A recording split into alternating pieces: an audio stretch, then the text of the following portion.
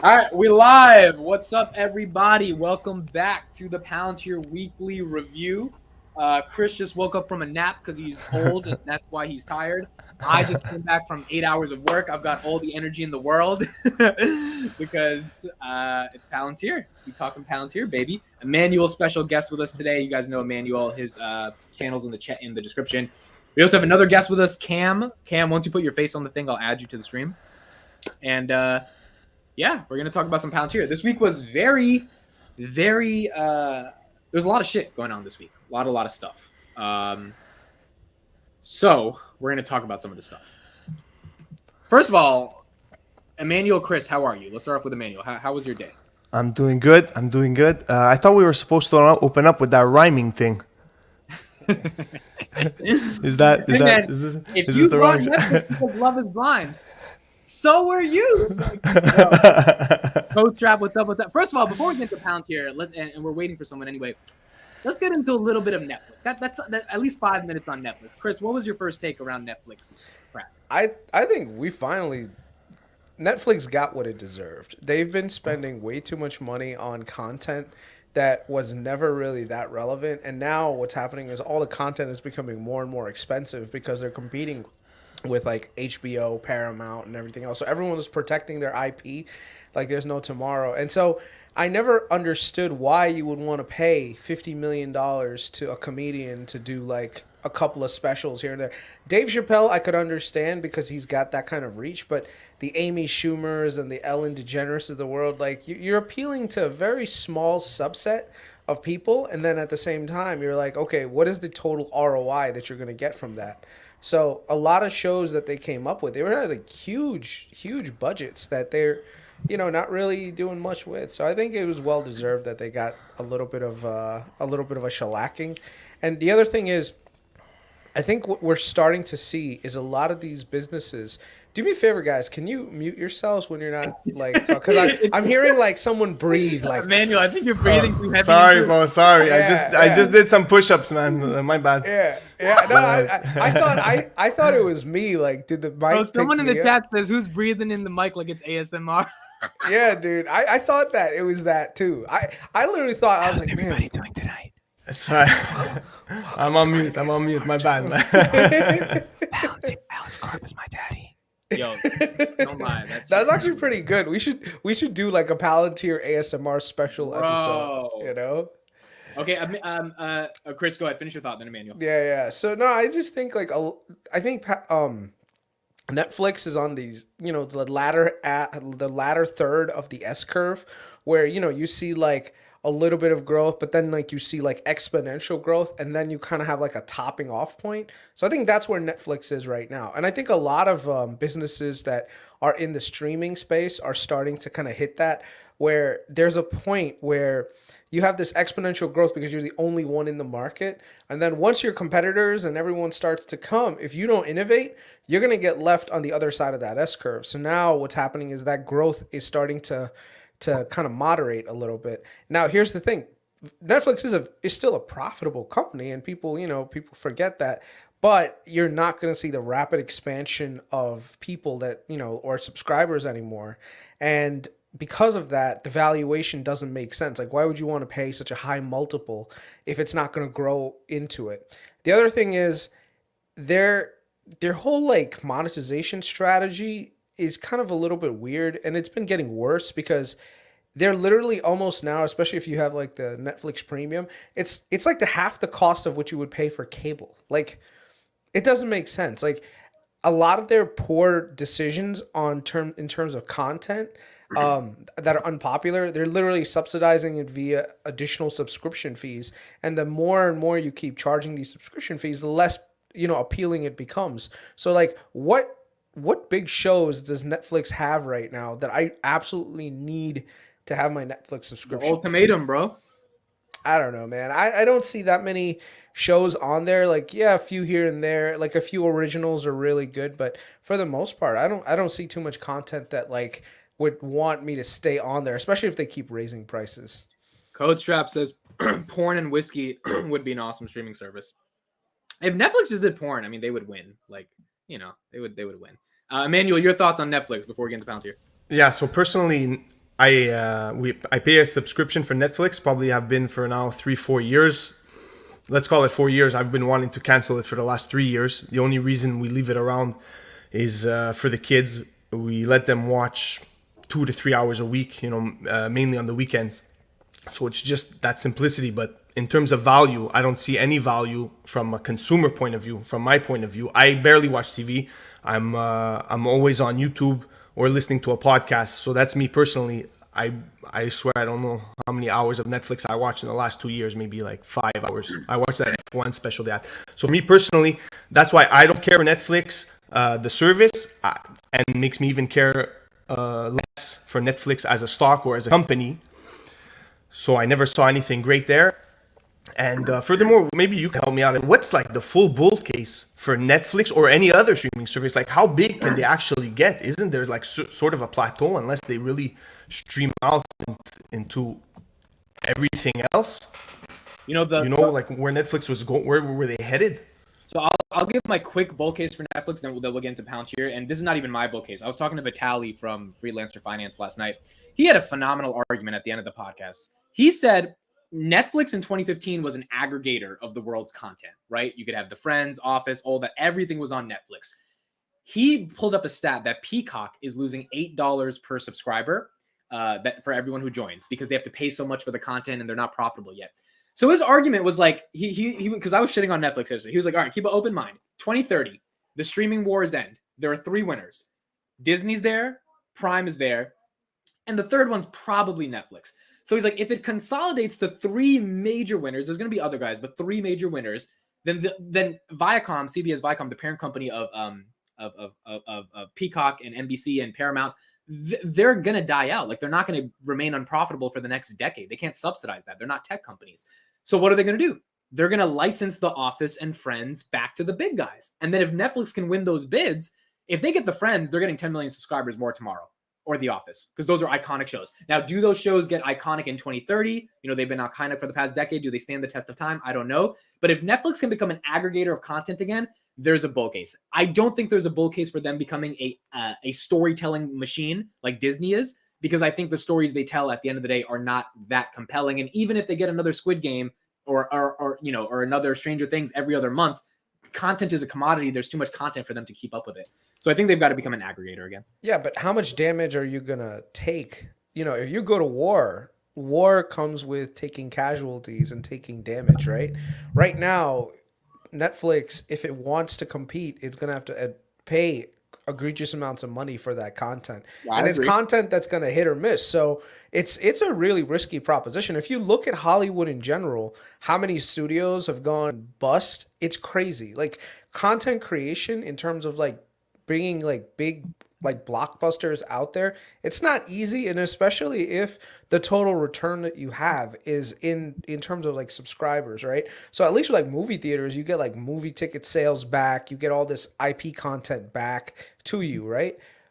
Does that same thing happen to like Netflix originals where you can, I don't know, like rent? I mean, unless they make a theme park where they sell Stranger Things merchandise and they have like their Mickey Mouse that Disney has, which we don't see happening, then it's probably gonna be hard. So. And I think that vertical is actually a really good one, Amit, that you brought right there. Use your originals content that's popular to use it for other things like theme parks, right? Or for like, I know like right now, let's say the Harry Potter franchise, like, dude, there's all sorts of merchandise that gets sold all the time. Like, dude, I can, even when I'm like flying, I see kids with like book bags of Harry Potter stuff. I still see people like buying the books. I still see like people buying wands during Halloween. How much IP is out there like from Harry Potter where people dress up? Like even my my niece, when she was born, and we had her like baby shower, it was like a Harry Potter themed baby shower, so we got a whole bunch of, so like I think that vertical is what they need to start to conquer a little bit, in that they grab IP that's out there that they can monetize in other ways. So an example is, that's why Disney picked up Star Wars. Dude, they made a killing on Star Wars, the movies, but on top of that, do you know how many action figures got sold? How much like toys, how much branded merchandise on top of things got sold? So it's huge. And then they included like Star Wars in the theme parks. So, and not only that, but Lucasfilms came with other franchises along with it, like the Indiana Jones series and stuff. So I think that's what Netflix needs to do now. Where they need to branch out, use their IP, especially their popular IP, to kind of do branded merchandising. And I think that could work out well for them if they were to open to that. I agree. Super chat, paper clip gang. Drew, thank you for the super chat. Cam is here with us today. Cam, let's get started on some Palantir stuff. You wanted to talk to us. Chris told me about some companies that are working with Palantir. Cam, for those who don't know, has been digging around Palantir for a very, very long time. He understands the company inside and out, and he also understands the depths of like relationships that exist with the company when you just look at job descriptions and LinkedIn posts to try to form a more cohesive narrative of what's going on. So Cam, can you inform us a little bit about some of the digging you've been doing over the past couple months and kind of what you think that's going to lead up to for Q1? Anyone specifically, or just let's give us the top 2 or 3 LinkedIn posts or job description, whatever you've come across over the past month or two that you're like, fuck, this is like big. Because I've seen your tweets on them, but for the people who don't know. some of my favorite ones are the ones that kind of start at the top of the food chain, where it's Merck or Martin Ray. Like Martin Ray didn't get very much publicity at all, but they supply parts for all the major car manufacturers, and including some parts for Tesla and things like that. So those are my favorite. Let me take a look at my list here and see if there's any else. Seeing Cam's list, one of the things I wanted to just say, if you guys don't follow Cam on Twitter, go to Cam's profile on Twitter, follow him. He actually does like a giant montage of all the companies that are starting to work with Palantir that they haven't necessarily officially put out there, but one way or another, we figured out that either they have like a pilot partnership, or they have employees who are using Foundry, or some level of connection to Palantir. And the reason why we're doing this, and especially for me, it's super interesting, is the wide variety of companies that they're starting to hit. They're not they're not being bottlenecked into like one or two like industries. You can see they're everywhere now. That's cool to see. This picture here was compiled by Cam. Everybody who's watching this, My masterpiece. This is literally your what is that thing called? Magnum opus. That's what it is. It gives me a headache just looking at it. Gives you a headache looking at it. Okay, Cam, what are your expectations for Q1? I mean, you don't have to go raw into numbers, but like, what do you think? Do you think the stock's going to tank even if the numbers are good? Kind of, what do you think is going to happen? I'm kind of with TJ, and even if we see what happened with Tesla when they pretty much just destroyed earnings. I mean, they're back where they were 5 days ago, and I would say Tesla has a little bit more positive momentum going for them than Palantir does currently. So, if we're going to have those SPAC losses, 100%, that's going to factor into the EPS just like last time.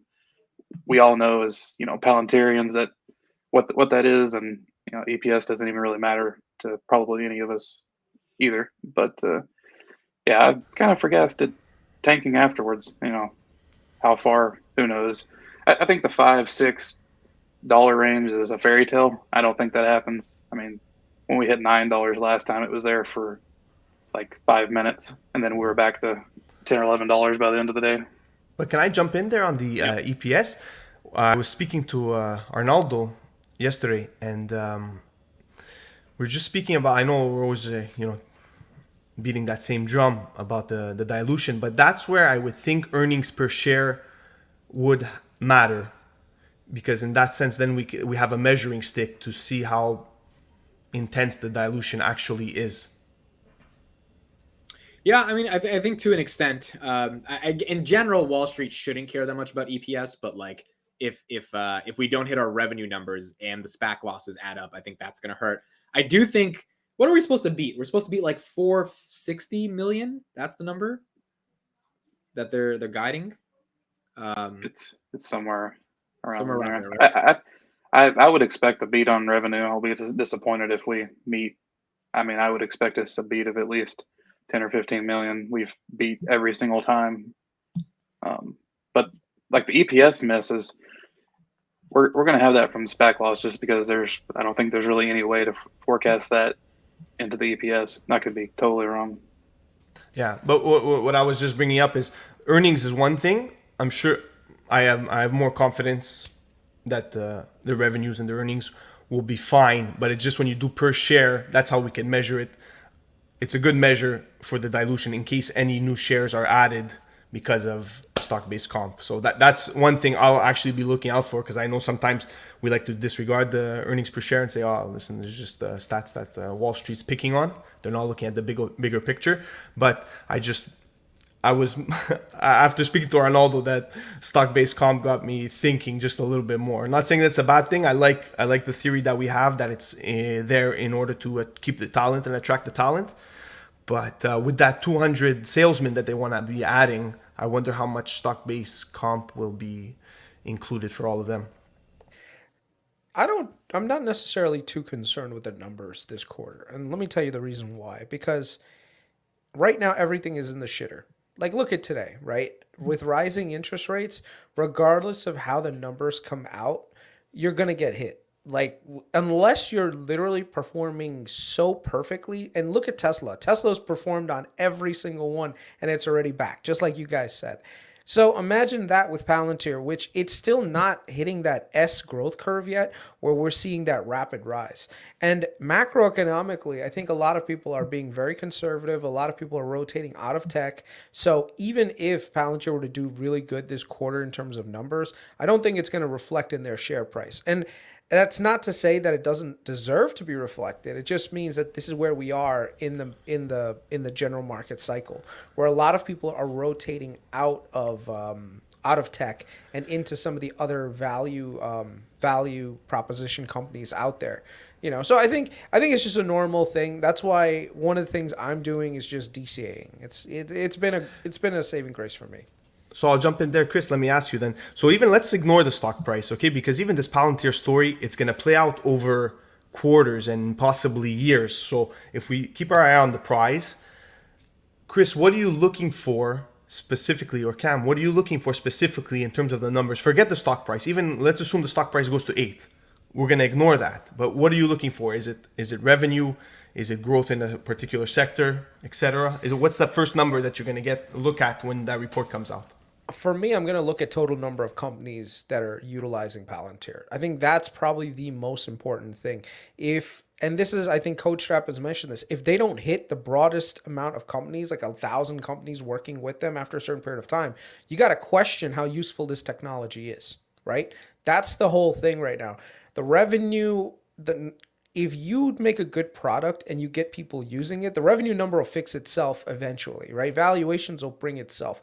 A lot of those numbers are very fungible depending on a lot of like other extrinsic factors. The question is, how many total customers did you get on board, right? Revenue in Palantir terms does not mean nearly as much to me as total number of customers added. If I see more customers added, then we're working with more organizations, that's the plus that I need to see. I also want to see new products. Like, what other products are they introducing to the market that are going to like revolutionize things? I hate to say this, but until right now, I'm not like Gotham seems to be their mature product, which they are making money off of, but I haven't seen like, too much more of that. Foundry is starting to hit that point where, it's still a lot of products, but I don't necessarily like. I just saw the video on Quiver today, right? Now, it was a great thing. It was a really cool thing to see, but I'm like, okay, this is probably going to appeal to how many people, how many companies are going to be able to use this.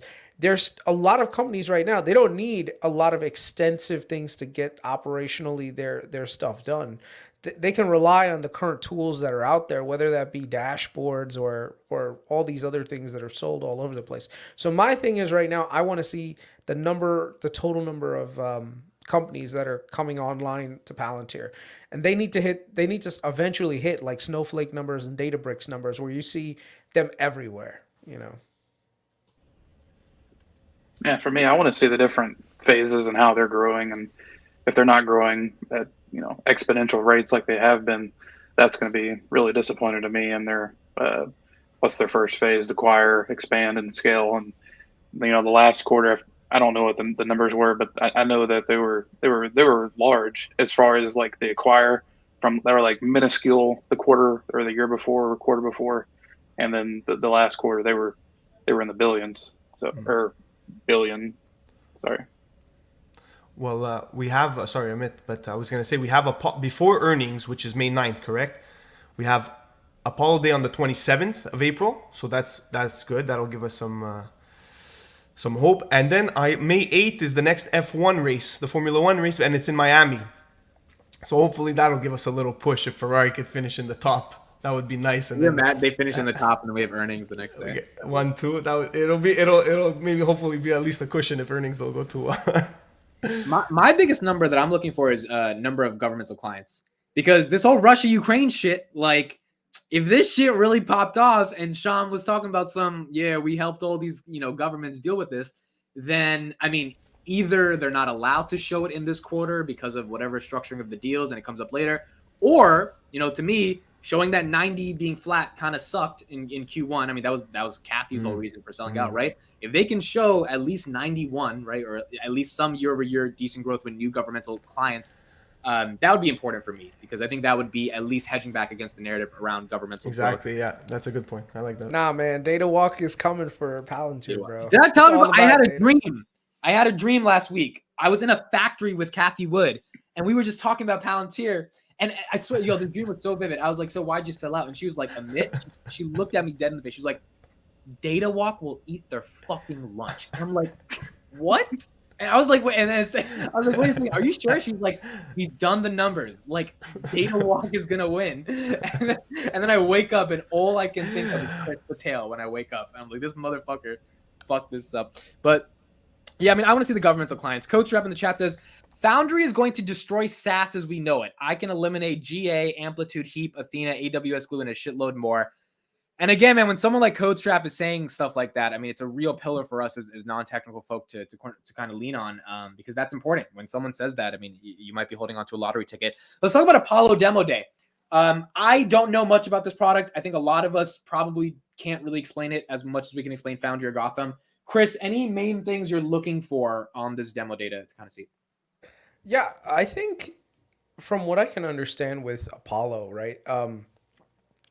It's a way to basically get all these like smaller nodes connected to the general giant platform, right? So like an example is they had this video with Sarcos, right, where all the software that they needed on the robots, they could just remotely do everything to it. Like, it's not a process like back in the day. Like right now we have this problem when it comes to like so many gadgets, right? Where you want to update that gadget, but you don't want it to be connected to the internet all the time, because otherwise it'll burn, it'll literally it'll die really quickly. So you have all these gadgets all over the place. You want it to have low bandwidth, low connect, but you still want a connectivity. So a lot of that connectivity, you need to have a platform that's going to be like vendor agnostic, that you're going to be able to like download things to and just pretty much do stuff with. So I think that's where Apollo really comes in. I'm not 100% sure how the technology works, other than it works with Kubernetes, and that it is like cloud vendor agnostic. What's a Kubernetes? Kubernetes is it's an open source tool and software. I think one of these days we need CodeStrap on, because CodeStrap Sounds like, probably explain it like a Rubik's Cube. Kubernetes sounds like a Rubik's Cube. Yeah. No, you look up Kubernetes. I think CodeStrap could probably explain it way more. Okay. Cam, Emmanuel, anything you guys are expecting out of Apollo Demo Day? So I feel like Apollo kind of started out as this thing as like it's a way to like streamline updates securely, and now it's moved from that to, Shyam was at the Morgan Stanley conference. He brought up that that that's not all it is. Like the apps of the future are going to be built on Apollo. You don't need Azure, you don't need AWS. Those are great, but we eliminate those with Apollo. So I just want them to kind of follow through with that and give us more examples, and just tell us more about that, so we can, because to me that's like CodeStrap said, that's a game changer, and I want to know more. Yeah, I agree. Go ahead, Emmanuel. I was just gonna say, just to piggyback off that, yeah, exactly. I want to know more, and also to touch back on what you said, Amit. I wonder if they could have There explains the implications that this has in terms of wartime stuff like the Russia-Ukraine stuff. Can Apollo be used to gather data and help protect nations?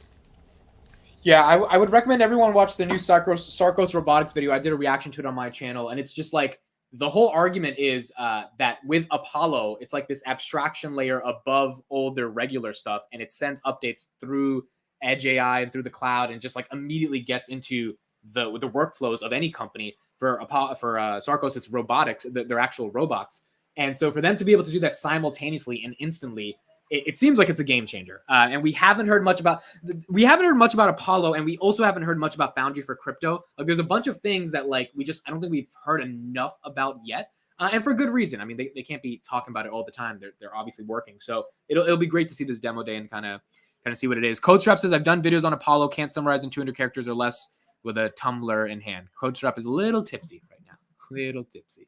All right, let me share the screen right here. This is the next big story. I don't know if you guys saw this one, but I'll set it up. Palantir is hiring the AI chief of the UK's NHS National Health Service as it bids to expand. Now, why are they doing this? Because the NHS is issuing a $313 million deal to create a FDP, a federated data platform. And it is very obvious, the Digital Health magazine reported, that Palantir is first in line to get this deal. Palantir already has a $34 million contract with the NHS that's expiring December 2022. The FT article, Financial Times, which is a huge media publication, came out a month ago that Palantir is saving the NHS like thousands and thousands of hours of time on backlogs. So it's very likely that a holistic data platform for a nationalized health service, like I would be surprised for who else it goes to if it doesn't go to Palantir.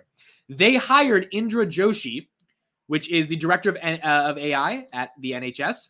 And it looks likely that they hired them, for a kind of like, we scratch your back, you scratch our back. I mean, this is kind of like the political stuff you got to do. So first thoughts, raw reactions on, do they get this deal? And number two, if they do get this deal and they are managing the entire United Kingdom's data for healthcare, how big is that for Palantir? Let's start with Emmanuel. Sounds huge. This is exactly what we need from Palantir. Correct me if I'm wrong, but this is the bull case that we're all hoping for, that they're really going to be the infrastructure to all this data management. So first time I've seen the article, but this is huge. This is what we need to get us going. Chris, you're muted. Yeah. I think this is going to be one of those things that just helps us get to a point where we can see larger use cases here in the US. Like, we need an organization like the NHS to kind of like, who's really broad already, to be out there. I'm going to do a video later sometime this weekend on their Tiberius program that they launched with the US and like the CDC, that essentially was tracking all the vaccines and everything, the distribution and all the stuff. Because what it is it aggregates data from all sorts of places, like hospitals, clinics, everywhere that they did COVID vaccine administration. Now, how do you get all that data compiled into a usable format? So they actually did, like, they literally stood it up in a very short period of time, which is kind of crazy. And that's the value proposition that I think Palantir brings, that they actually can do a lot of things in a very short period of time. But I'll probably discuss that in the video. But yeah, I just think this just kind of adds to the bull case for it, because you need to have a lot of trust for people to be able to kind of put healthcare in the hands of a company. Like, this is not something that people do very, very, like, what's the word, laissez-faire. Like it's not like, oh yeah, here you go, here's millions of health records, do what you need to do. That's why people didn't want Palantir in the UK, right? And I wonder if there's going to be a fight about it, because a lot of these things are still up for limbo. You never know how many activists are going to challenge this, and it's happened before. Someone in the chat says pump that like button, and CodeStrap says yes, Graham Stephan that bitch. Because he always says smash the like button, so yeah, do that. Cam, your thoughts? Yeah, I'm with Chris on that. Like, scouring the internet as I do, I've already seen people that may be robots, because some of them don't even have profile pictures, that are already like, it's always the CIA backed Palantir, Robert, Thiel and Trump back front. It's always all of the bad crap, and then it's now they want to help. Did you say Robert Teal? Peter, right? I may have Peter. Cam, you Losing my drinking mind. tonight? Did you get a little tipsy too before you hopped on? I've definitely had some tequila tonight. Am I the only one who doesn't drink, bro? Yeah, dude. It's Friday. Coach Trap drunk.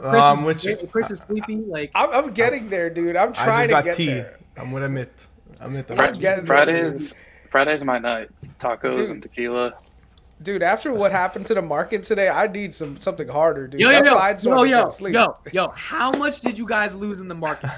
How much did y'all? I don't even want to talk about it. I just want to go to sleep, dude. Hey, I'm majority Tesla, so I'm safe. You sound as a baby. I don't know how Tesla withstood today, but Tesla like managed to just get through. Well, listen, I'll jump on that. That Q1 earnings, it proved some invincibility. And just to say, I'm forgetting when the last, let's say Tesla was probably at $1,000 back in December as well, or something, November even.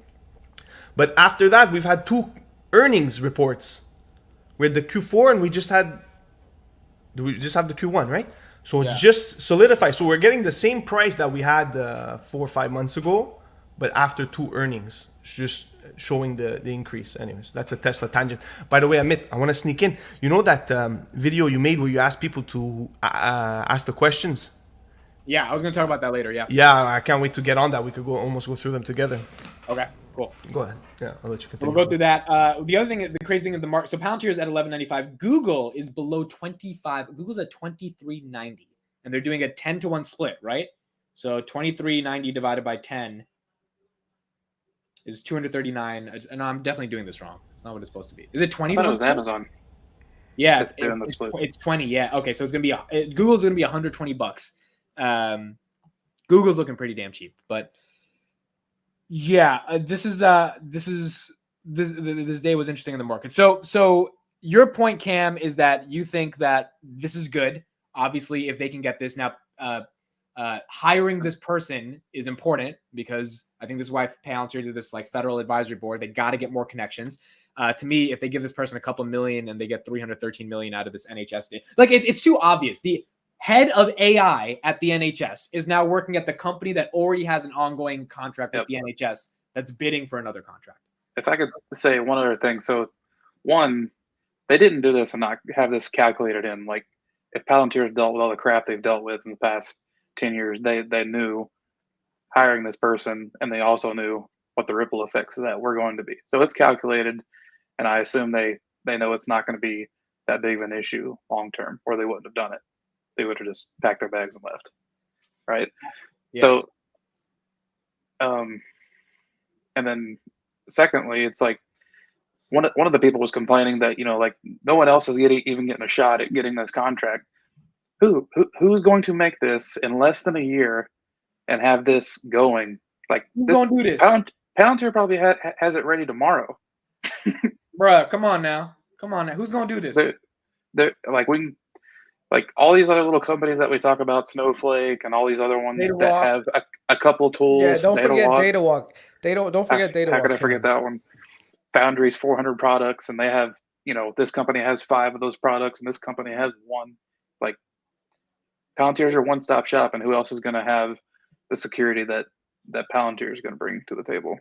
I agree. That's why I think this is inevitable. We should get this deal. I also wanted to make a comment. Some CodeStrap says in the chat that I was using a calculator to divide Google stock price by 10. Look, I could have done it in my head. I'm not saying I can't do math. I'm just saying that I know I'm going to get the right answer if I use the calculator. Like objectively, you know what I'm saying? So it's like, as a good host of the show, I would hope so.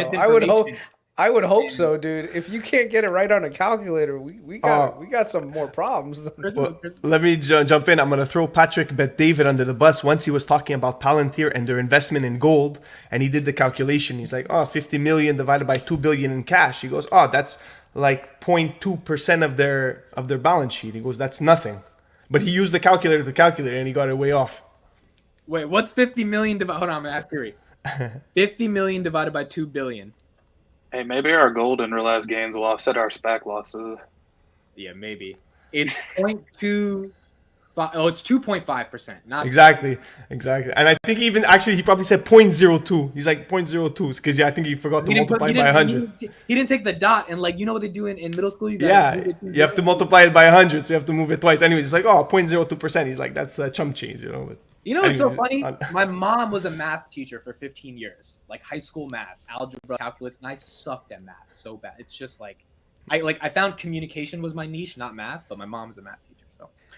All right, I'm a master debater, not a master at math. Every podcast, bro. A master debater. I know how to work with my hands. You know what I'm saying? Anyway, someone said I was gonna put $5,000 on the mid startup until I saw him use the calculator to divide by. All right. Palantir earnings. They're coming up. So Palantir earnings are coming up, and anyone can ask a question. There's a let me just pull it up. Here's an article I did on this. And there's a link in that article. I'm going to open it right there. And you can ask a question based on that link. But before I open up the link, what were some of the questions you guys have been thinking about in a more serious manner that you guys do want to ask Palantir? Did you guys hire Sachin? Because I haven't spoken to him in a little bit. And he seems to be at Palantir headquarters all of a sudden, like chumming it up with the Palantir guys in the UK. So I just want to know, did y'all hire our boy? That's what I want to know.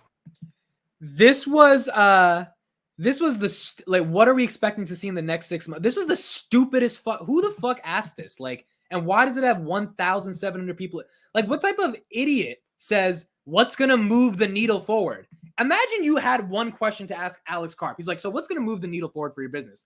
Motherfucker be like, growth? Like, where have you been? Like, no, but Karp is going to give like a 30-minute answer to that question. Karp be like, so the philosophical nature of how 6 months continue. So 6 months, 6 times 30 is 180. So you need to calculate for that, right? It's like the Milky Way exploded. For the next 180 days, we need to have an interrogation around the nature of existence to make sure that we have a perpetual desire to, as the children say, grow into our own true, authentic selves. Like, it's like, no, bro. Like, we need content. So that was one question. And then Jackson had a much better question. This is from Palantir Vision. Can Alex Karp present a long-term master plan that explains strategic goals, product development, and more detailed financial guidance? Now, I thought this question was okay. I think what Jackson is trying to get is what Elon did for Tesla, right? Which is this master plan, and everyone can like hold Elon accountable to this plan. What do you guys think about that? Do you think Palantir needs a master plan to kind of keep going forward? Bro, they already got a master plan, but they ain't sharing it with nobody. And that's how you're supposed to conduct business. Art of war, son. You don't tell nobody what you want to do. Like, you don't come at Google and say, hey, Google, I'm coming for your business, or Amazon, I'm coming for your business. It's literally like, oh, yeah, we're small. Don't worry. Our total addressable market's only $100 billion. You know, you guys are cool. You guys are going to always be trillion-dollar companies. Lo and behold, in the background, they got applications and programs ready to go. They're going to disrupt the hell out of everything. So this question is going to be answered with a non-answer, and inside he's going to be laughing his hat off, be like, yeah, I'm coming for these fools. You know. Well, that's a good point. I can see that. Yeah. I mean, if we did have a master plan, it would be interesting because I don't think, like, again, they don't have a consumer product. So Elon's master plan is a little bit different. You can really see how they get there. They make more cars. People buy more cars. They save the world from gas vehicles and from climate change. Palantir has this whole Western freedoms, democracy. It's a much more nuanced mission. B2B enterprise software. Like, it's hard, I think, to see a master plan. Cam, what do you think? Or Emmanuel, you're going to go for Emmanuel, then Cam. Go ahead. Yeah, sorry, I was just going to say, well, yeah, because he could keep it nuanced. So you are right there, Amit. If he does give a master plan, he could do play the violin and say that he's here to save the world and give a few steps on how he's going to do that. So I appreciated Chris's point, but he could then still give a master plan and keep it general enough and doesn't have to come after Google and say, hey, Google, we're coming after you. He doesn't have to draw a sword on that. And then I was thinking when you said when Elon did it, he said like his master plan, let's say the master plan 1 was to attack electric cars. At that time, nobody had electric cars. So maybe simpler for Elon to make a master plan because he wasn't directly going after anyone in particular. So that is the difference there. But I guess he could still do one. You know what? Like he did those shareholder letters, he could come up with one in a master plan. You see the guy that just got on the Gil factor, dude. I swear to God, I read that as Gilf actor for some reason. You've been watching too much stuff, Chris. I don't know what you've been watching. You've been a master debater this weekend. Cam, how about you? What are your thoughts? As I'm not a fan of the question. I mean, I'm with Chris. You're not going to share it, but I think the master plan's unfolding is, and the biggest thing is just to be there and be ready. Just like when we were evacuating from Afghanistan, the program was ready to get the evacuees out, within less than 12 hours. And that's the master plan, is for there to be a disaster, and we're there, like, immediately, and nobody else can be. And I feel like we're already achieving that. And that's my thoughts. I agree. This question was stupid. Where do you see Palantir in 3 years? Like, what type of question is that? So generic, nothing. Well, Palantir due to reduce air dilution. This was already answered. Like, I think this person just doesn't know about how deeply they answered this question last one. This one's a good one. Now, I think they're going to say this without us needing to ask it, right? Like, it's the elephant in the room. Right? Yeah, I don't think they're gonna say that. They're not gonna say, "Yeah, we're profiting off a war." Like, no, but they're gonna. But like Sean mentioned in the interview that the Ukraine stuff accelerated business objectively. Yeah. No. You definitely do that, but you don't say by percentage. You don't give numbers. You say we support the Ukrainians. We never bring out how much money you're making off of conflict. That's like literally recipe for disaster. Oh, that next question is fire, bro. Why should I increase or hang on to my shares? That's some of Chad's questions. Yeah, that's no, you know what Palantir needs? They need an investor day where we all just can get together in New York, just get fucked up, just get drunk. That's all I'm saying. Like, throw a Palantir bag holder party. Call it, Look at Elon, right? Always does like these events and stuff. So, dude, do an event for all us bag holders, Nah, we gotta go to Chris. I think we're gonna get one. We gotta go to Chris's condo. He has a condo in the city. We gotta all get. I do. Y'all are invited anytime you want to come, dude. Come on over. Look at this. Are there any talks of new what? When they say talks, they're like, so are y'all like on the phone with the DOD? Like, do y'all have some new content? Like, what type of stupid fucking question is that? But what about on your video, Amit, where you asked your subs to ask the questions? Let's do that. So let's do that. So there was one in particular I saw and I liked it. Actually, it was a good question. I can't remember which one. My video was that I think collectively, if I ask the question and everyone in my community upvotes it, then we'll actually get something that's not a stupid fucking question at the top. This is gonna be demonetized. I don't care. The good news is they don't answer the top voted ones. They kind of hand select which questions they answer. Yeah, but at least if this got like 4,000 upvotes or something, like maybe. No, I'm just saying the stupid ones. At least they're not going to answer this. Yeah, gotcha. That makes sense. Okay, so let's go to my YouTube and let's. I actually haven't checked it since I posted the video. But imagine Carp reading those questions like, these are the questions you guys have for us. All right, so the one that has 37, I would like to know how they are actively trying to modularize Foundry and how they're rolling that out. Okay, that's decent. That's pretty decent.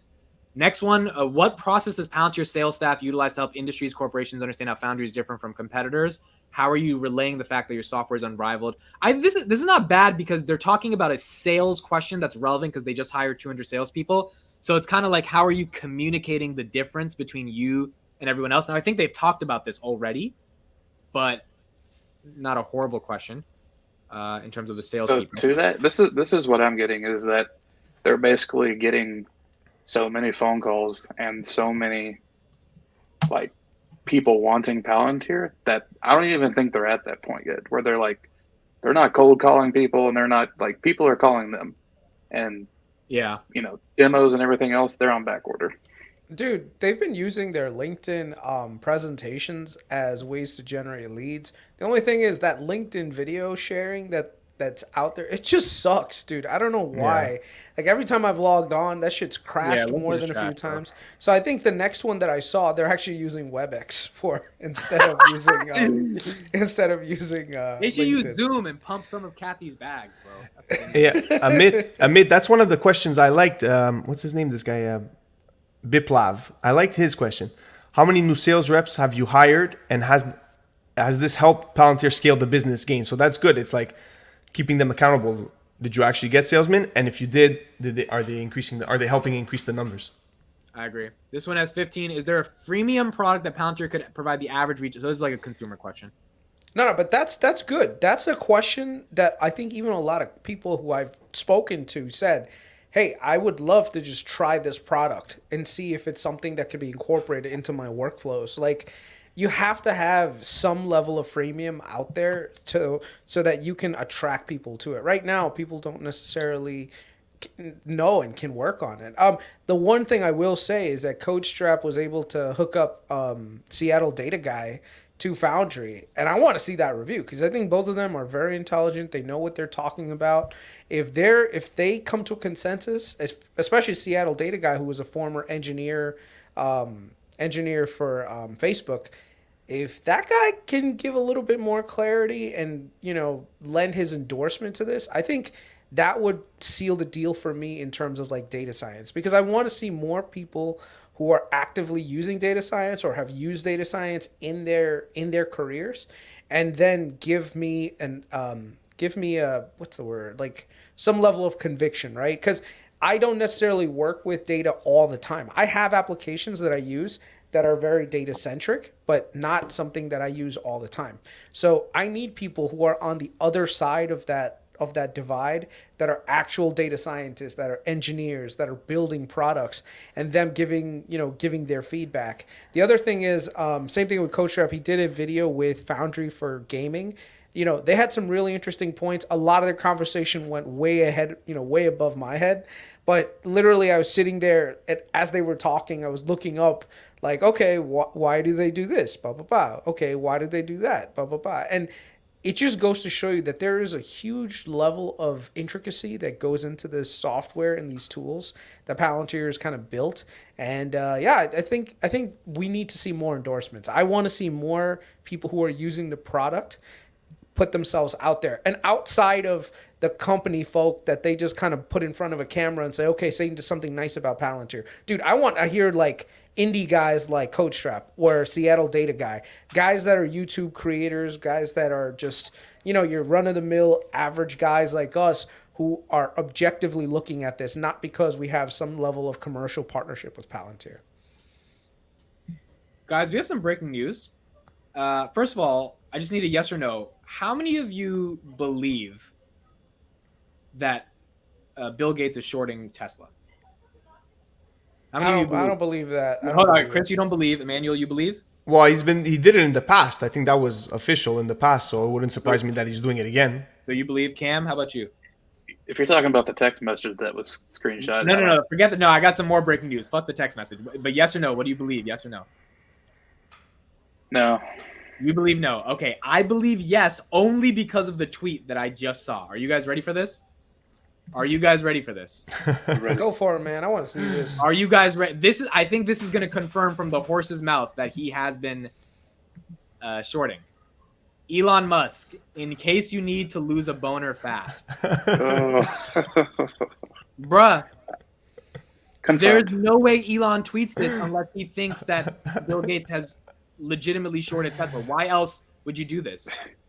Confirmed. Like, he's not going to pick on Bill Gates for no reason. But wait, but on the Rogan podcast a year ago or more, right. Elon stated that Gates was shorting, so he could still be posting this even if Gates is not presently shorting. No, maybe not presently shorting, but I think when he said that, he wasn't fully confirmed on it either, right? He said that he heard from people. Joe Rogan was like, "Oh, are you sure about that?" He goes, "Yeah, I heard from some people. It was confirmed." Okay, so this is the video that came out from. So Jason Calacanis is one of Elon Musk's best friends. This is what he said on his podcast recently. Although I do have some inside information. I know. I'm like, we can stop now so you don't. We lost the sound there. Oh no. Oh, you lost the sound? Yeah. All right, let's play again. Here we go. Some inside information. I know. I'm like, we can stop now so you don't. I do have some inside information I could share. Bill Gates has a huge short position on Tesla. Oh shit. I found out from a friend.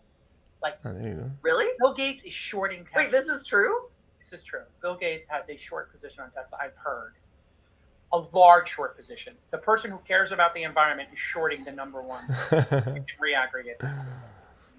Bro, I'm buying Tesla. Fuck Bill Gates. Yeah, seriously, I'm buying man. Tesla, dude. I will happily buy Tesla to see fucking Bill Gates go down, bro. Bro, Elon would not tweet this unless he was like ready to like put out to the world that Bill Gates is like short, or like he has shorted him. 100%. Wow. No, someone said that combo could be fraud. Yeah, so there's some stupid text message going around of like saying that Elon and between Elon and Bill Gates. That's probably fake. That's dumb. But this is from Elon, like acknowledging that Bill Gates. It's not flattering, to say the least. I thought this was an attack on the cancel culture. I mean, not cancel culture, on the woke thing that's happening around healthcare, not healthcare, around like tech, where they're like having pregnant men. Like, come on, guys! Like, seriously, you got a pregnant man emoji all of a sudden? Yeah, but if Elon was attacking woke culture, why would you compare Bill Gates to the emoji, right? Like, what the fuck does Bill Gates have to do with it? Like, Elon attacks woke culture all the time by just like attacking woke culture. Man, that's yo. Bill Gates was at Andrew Schultz at what do you call it? Yeah. Comedy. That was awesome, dude. That was funny as hell, man. Did he call them out? Did Andrew Schultz say it? Nah, they didn't say it during the time, but in the podcast, dude, they went on him hard. It was hilarious. Oh yeah, they were insulting him. Man, that's wild. Chris is muted.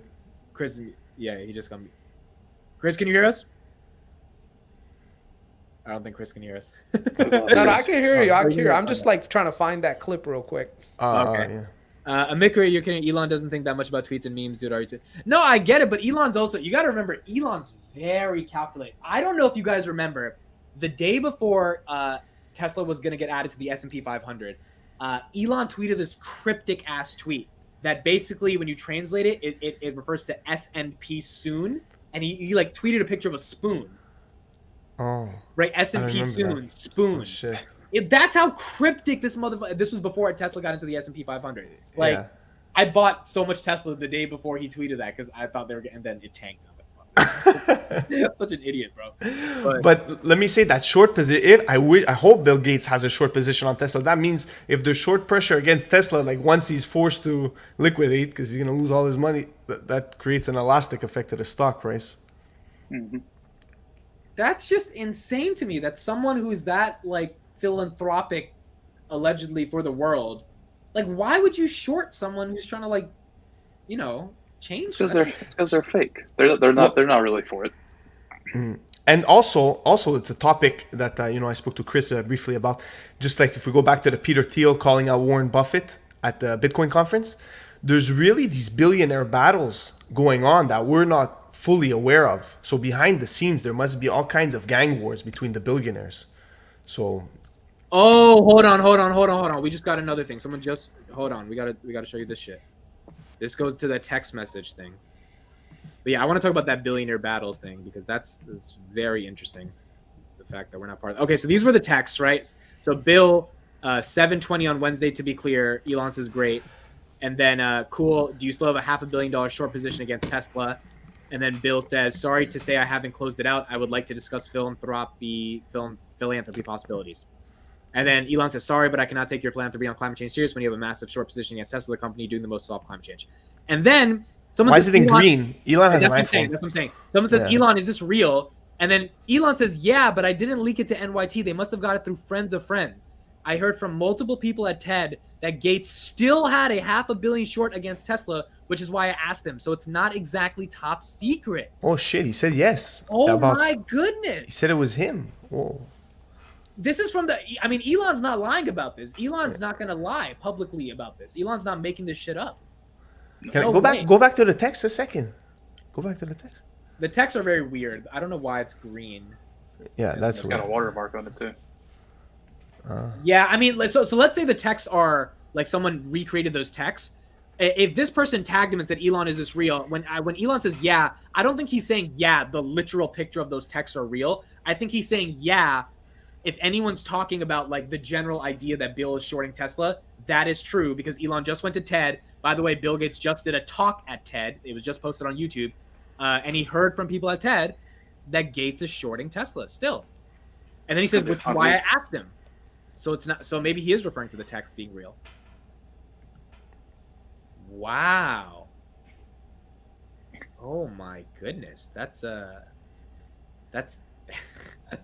so going back to the billionaire thing, Emmanuel, so you're saying there's billionaires that are doing Well, there's these battles. They have their own wars. Like anybody would have a war in a high school, or like before the Peter Thiel calling out Warren Buffett, I would have thought there was some sort of mutual respect, or that they barely know each other, that they're in different sectors. But there's really this probably ego thing going on amongst all of them, and they all have their little gangs. And But they're not what do getting you along think too is well. the egotistical reason for Bill Gates to short Tesla? Like what's the ego-driven? Well, and that just guessing. I mean, everyone wants to say, who's the bigger man, who has the bigger wallet, and they're all trying to one up each other, probably in everything, in business and the rest of it too. Crossroads says Bill Gates is a big government guy. Musk isn't. Wants to empower individuals and companies for the future. So while both want a better world, very different visions. Interesting. I could get on board with that. It's just so crazy because you think of someone like Bill, who's worth all these billions, and then Elon. You would think, okay, like Bill wants Elon to succeed, and he's not going to hinder him because he wants the best for the world. But at the end of the day, it literally just might be ego to the point where when you're that rich, you're like, man, I don't fucking like that guy. I don't like how he does this shit. I don't give a fuck about the planet. I just don't want him to win.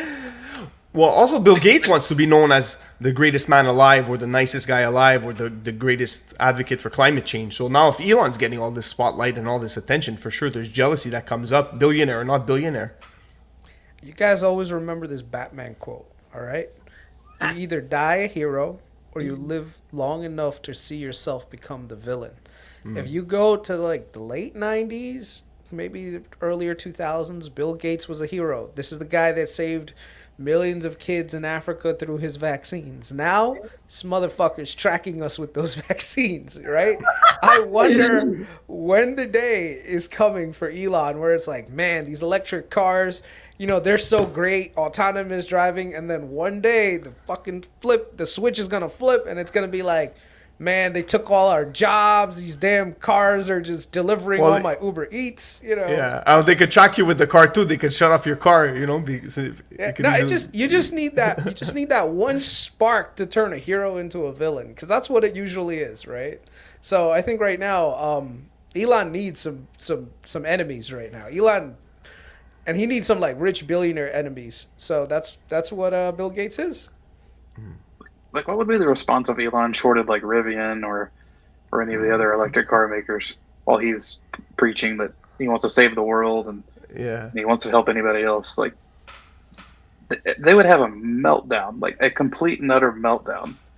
And you're probably not going to hear hardly anything. I mean, you're going to hear the story, but it's not ever going to. There's nothing ever going to happen to Bill Gates. That's the weird thing to me is if you're that rich, I would imagine you've made so much money, you've done so much good. You want other people to win. You want humanity to get better, which means you don't short the one company that's actually doing something. Yep. And no, it's fuck. Why aren't you partnering with him? Why aren't you sharing the technology that you have? Why aren't you investing in him? Why aren't you giving him more billions so he'll make you a lot of money and they'll do more good for the world? It's nah, dude. If there's one thing I know about Bill Gates, this dude cannot stand competition. All right, from the days of early Microsoft, all the questions around antitrust with Microsoft, those were real questions, dude. I'm telling you, Bill Gates does not like to be in a competitive setting. He will figure out ways to run you out of business. He seems like this happy-go-lucky, smart guy, smart, nerdy guy, but dude, the way that, literally he drop-kicked Netflix, I mean, not Netflix, sorry, Netscape, and all these other internet companies in the in the early 90s and so on. Dude, Windows did not become a powerhouse because Bill Gates was a nice guy. This dude is a cutthroat operator, Last thing for the night, does Elon get Twitter? Hell yeah, he gets Twitter. I think he. I don't know, dude, man. I don't think he gets it. No, he gets it for sure, dude. He's got everything lined up. I think he gets it, and Elon saves the world with Twitter until people think he's a bad guy for regulating speech, and then Elon becomes everyone right now. The board lets him get it, bro. I don't I want him to get it. By the way, I'm saying this. I think it's gonna be very hard for the board to even take the tender offer. I think they find a way out of it. Nah, dude. Elon will figure out how to do it. There's so many. without Elon making this offer, Twitter wouldn't even be worth what it is today. I mean, dude, management has done barely anything with Twitter in the last. No. I get it. I get Yeah. that point. I'm just saying, do you actually think like Parag Agarwal and all these guys they sell? Like, do you actually think it happens?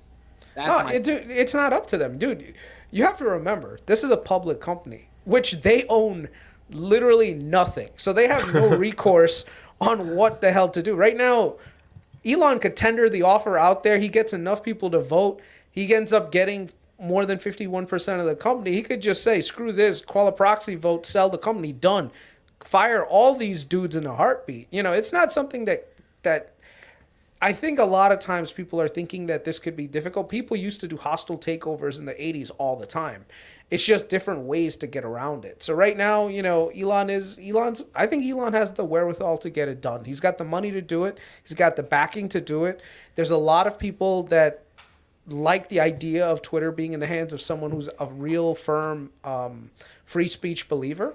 And I think it gets done. And he doesn't have to deal with a lot of the antitrust issues that some of the other bigger companies would have to deal with if they were to try to acquire Twitter. Manuel? Yeah, I tweeted something 2 days ago. It's from the book The Founders about the PayPal Mafia. It said, Doug Mack says it. He's not the author, but he's a character in the book. He says, there's something about Elon Musk. If he's going to make something happen, he will bet his last penny to make it happen. So my answer is, I think Elon gets it because he seems like he wants to get it. And I feel since he wants to get it, he's going to end up getting it. It'd be quite amazing if he gets it. Cam? He gets it. I mean, full self-driving is hard. You know, sending a spaceship, you know, from the USA since the 90s, that was hard. Creating robots that walk around and do, you know, everything that a human can do with AI, that's hard. Buying Twitter, that's easy. I like that. I love that. Sending a little 140 characters, that's nothing. Buying the company that allows you to do it. To be honest, Twitter, like literally, it's just a text script in a feed. That's literally, there's no tech. Like what, the algorithm? Like there's nothing. Yeah, but the spam bots is going to be a pretty big deal. Yo, No? I saw some people who followed me today, and I clicked on them, and they were all bots. And I'm like, these followers aren't even real. Like, like this is insane. Yeah. So yeah, man, it's an issue. It's an issue for sure. Amit, can you put this screen on real quick? The thing I'm about to share. There we go. Yeah, okay. He deserves a better class of criminal. I'm gonna give it to him. Tell your men they work for me now. This is my city. Donald Trump makes a cameo. Won't work for free. Why don't we cut you up into little pieces and feed you to your pooches? Hmm? And then we'll see how loyal a hungry dog really is. You see Donald Trump there? It's about sending a message. Everything burns. This town deserves it. Dude, I love that. I love the Dark Knight. I love the Joker. He's like my favorite. I love that scene. I love every part of what he does in that movie. That was a great one with Parag and Elon. That was great. All right. Any last thoughts before we head out tonight? Wow, my voice just cracked. Did you guys ever watch was it Entourage with Jeremy Piven, where he actually is eventually able to get acquire the studio that he used to work at, and how he fires people? Dude, I hope that's what Elon does. Do you know what I'm talking about, Amit? No, I never watched it. I've seen the clip. I didn't watch the show. Give me but 2 I saw seconds. that episode. Give me 2 seconds. I'm gonna put it up. Hold on. Yo, low key, you know what I've been getting into, bro? I'm gonna be so ashamed. Everyone's gonna dislike this video when I say it. I watched the Keeping Up with the Kardashians episode on Hulu last week. Like, I'm kind of into it, bro. Like, Not supporting those people. I'm kind of into it, bro. I know I shouldn't be, but they did a good job marketing it. And Where are you getting this time? Oh, you're doing it as research. You're watching it for research. Watching for research, bro. No, it was when I was sick on Monday and Tuesday. I couldn't get out of bed. I was like, fuck it, let me turn on Hulu. And I saw Kim Kardashian. While Chris finds his thing, can I flex a bit with the tweet I sent you, Amit? Yeah, go. Let me share the text. Yeah. I'll share it on screen right now. Why would you do that? Why would you? Let me go to Emmanuel.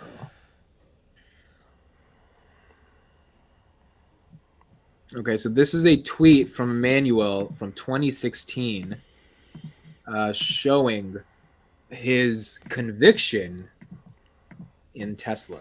So this is my first stock call. So it says me to Joey. Joey's my cousin, so he's a finance guy. So I said, hey, see the attachment that my stock guy sent me. So it's a report Tesla by RBC. So I said, see the attachment? Honestly, I don't care about this analysis.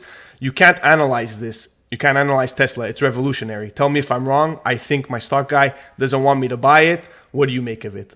So that's November 4th. Then 3 days later, I said, I'll take X amount of Tesla stock, please. This directly to my broker now. I say, I'll take X amount of Tesla stock, please, effective immediately. You can sell the other stocks as you please in order to purchase Tesla. 2016. Yo! So I'm so happy that's like paper trailed and I could like trace it back and create an NFT about it now. Now that's so legit because it's like it shows that you genuinely believed in it, and it was before Robinhood, right? So you had to actually go through a broker and shit. Yeah, And exactly. That was my first stock. Like back then, I wasn't even like I said, back then it was like the stock guy handles your stock, your portfolio. Yeah. You work your job. Dude, you do your 9 to that's 5. That's 2016. You could have used TD Ameritrade, Fidelity. You could still trade. I wasn't into. I honestly wasn't into it back then. That was my first call. I wasn't into it. I was just working and married with kids and stuff. So this is what Elon is gonna do the first day if he gets into Twitter. All right, hold on. Let me just blow this up.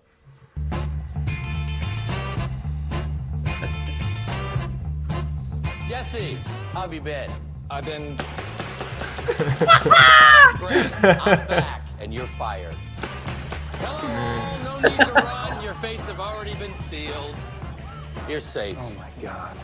Isn't all the Safe spam for bots? now. Hello, nice to see you. Who's your best client? I represent John and Kate Pussy. Where are you, Davies? All right, I'm already packing to save myself the indignity. That's too bad. Orange Jesus Christ! He was coming with the boring company flamethrower. Now He would where's burn the Lloyd whole thing Lee? down. Mr. Lee knew that you were coming, Mr. Gold. He decided not to wait for your arrival. Now, why don't I believe you? Now, Lloyd, maybe you're not here. Maybe you are. Either way, you have nothing to fear because I'm not gonna kill you. I love you. You see, even though you betrayed me, you were the best slave that I ever had. I mean, gonna be who Parag, could bro. possibly replace the way that you picked up my dry cleaning? That's gonna be the No board. one. Who could better the way you picked up my dog shit? And if I liked short, fat men sucking on my dick, I'm sure that no one could do it better than you either. So, return to the king, or exile yourself from this town forever. You have until the end of the day tomorrow to agree to be rebranded mine. Dude, I'm telling you, Elon is gonna do that, dude. That's what I would do. I would buy him the paintball gun to just walk around Twitter and just shoot up all the employees he's gonna fire, dude. Let me say that. Did you see that one stat? The revenue per employee, Twitter's is astronomical in terms of the amount of employees they have. Sorry, I guess on the reverse, it's a super low number because they have so many employees for the amount of revenue they generate compared to similar companies. I saw Apple and a couple others in there. Yeah. So not effective at all with their use of resources. It'll be interesting to see how it plays out. We'll see what happens. All right. Thank you guys for joining us. Another episode. Great stuff. Cam and Emmanuel, thank you for joining us. Cam and Chris's YouTubes are in the chat. Everyone, please go subscribe to them. Thank you for spending 108 people your Friday nights with us. It's week 10 of this. It's great to be here. Yep. All right, everyone. All right, everyone. We'll see you guys next week. Thank you so much. Take care. Thanks, guys. You guys. Ciao, ciao.